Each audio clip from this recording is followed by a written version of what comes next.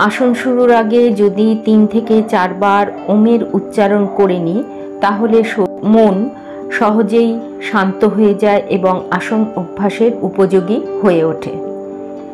এই জন্য আসন অভ্যাসের আগে 3 থেকে 4 বার অবশ্যই ওমের উচ্চারণ করা উচিত।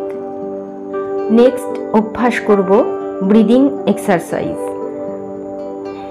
সোজা হয়ে দাঁড়িয়ে 2 হাত শরীরের দুপাশে রেখে ধীরে ধীরে শ্বাস নিতে নিতে হাত উপরে তুলব, আবার ধীরে ধীরে লম্বা শ্বাস ছাড়তে ছাড়তে হাত আগের অবস্থায় ফিরিয়ে আনব। এভাবে 10 থেকে 15 বার অভ্যাস করব। হাত তোলা এবং হাত নামানো একবার হবে। এভাবে যদি আমরা ডিপ ব্রিদিং অভ্যাস করি তাহলে আমাদের শরীরে প্রচুর পরিমাণে অক্সিজেন প্রবেশ করে এবং টক্সিন শরীর থেকে বেরিয়ে যায়।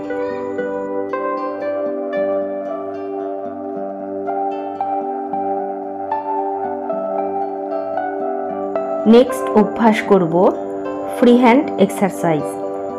সোজা হয়ে 2 পা ফাঁক করে দাঁড়াবো, কোমরে হাত দিয়ে শ্বাস নিতে নিতে ঘাড় পেছন দিকে যতটা সম্ভব ঝুঁকে দেব, আবার শ্বাস ছাড়তে ছাড়তে সামনে ঝুঁকাবো।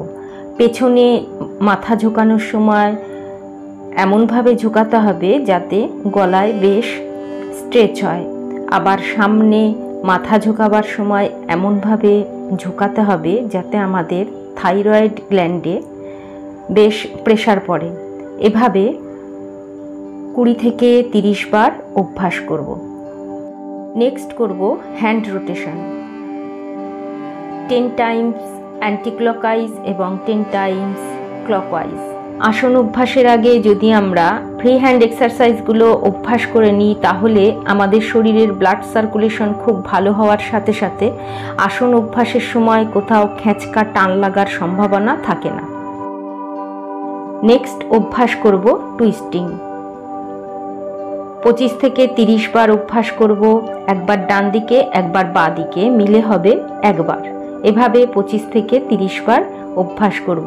অভ্যাসের সময় শ্বাস প্রশ্বাস কীরকম হবে সেটা আমাদের শরীরই ঠিক করে নেবে।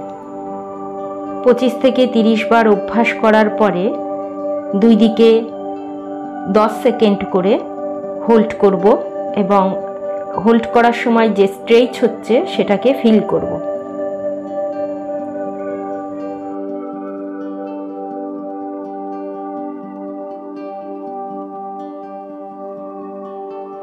নেক্সট অভ্যাস করব সাইড বেন্ডিং। 25 থেকে 30 বার অভ্যাস করব। ডান দিকে একবার এবং বাঁ দিকে একবার মিলে হবে একবার। এভাবে 25 থেকে 30 বার অভ্যাস করব। অভ্যাসের সময় শ্বাস প্রশ্বাস থাকবে স্বাভাবিক।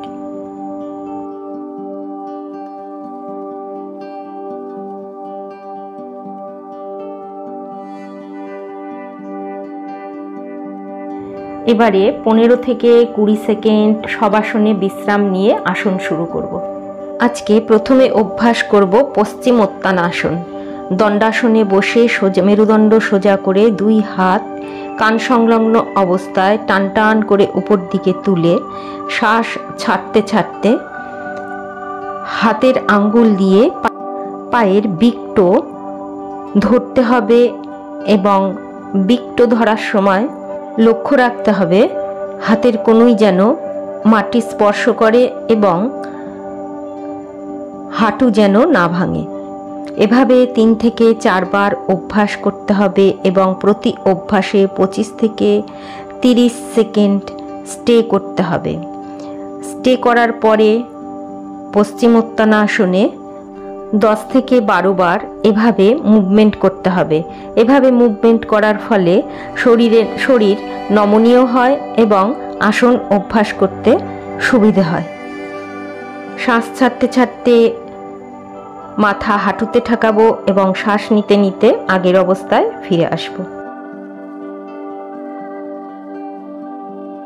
ফরওয়ার্ড বেন্ডিং করার পরে অবশ্যই ব্যাকওয়ার্ড বেন্ডিং করতে হবে, তাই ভুজঙ্গাসন অভ্যাস করব। 2 পা জোড়া অবস্থায় সোজা রাখতে হবে, হাঁটু যেন না ভাঙে। 2 হাত কাঁধ বরাবর রাখতে হবে। এবার শ্বাস নিতে নিতে দেহের উপর ঊর্ধ্বাংশ নাভি পর্যন্ত তুলতে হবে। স্টে করার সময় শ্বাস প্রশ্বাস থাকবে স্বাভাবিক। 15 থেকে 20 সেকেন্ড হোল্ড করার পরে আবার শ্বাস ছাড়তে ছাড়তে আগের অবস্থায় ফিরে আসতে হবে এবং একবার কমপ্লিট হলে এভাবে বিশ্রাম নিয়ে আবার 3 থেকে 4 বার অভ্যাস করতে হবে। ভুজঙ্গাসনে হোল্ড করার পরে ভুজঙ্গাসনে আপ ডাউন করব 20 থেকে 30 বার। ভুজঙ্গাসনে আপ ডাউন করলে আমাদের মেরুদণ্ড নমনীয় হয় সহজেই এবং পেটের মেদ কমতেও সাহায্য করে।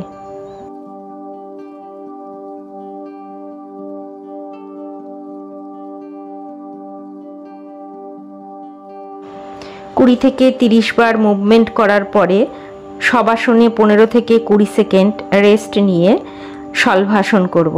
ভুজঙ্গাসনের পরে অবশ্যই শলভাসন অভ্যাস করতে হবে, কেননা ভুজঙ্গাসনের পুরো আসন হচ্ছে শলভাসন। 2 থেকে 3 বার শলভাসন অভ্যাস করার পরে শলভাসনে 20 থেকে 30 বার মুভমেন্ট করার পরে হাতের তালুর উপর হাতের তালু রেখে তার উপরে মাথা এভাবে রেখে 15 থেকে 20 সেকেন্ড বিশ্রাম নিতে হবে। নেক্সট অভ্যাস করব একটি স্ট্যান্ডিং পশ্চার বৃক্ষাসন।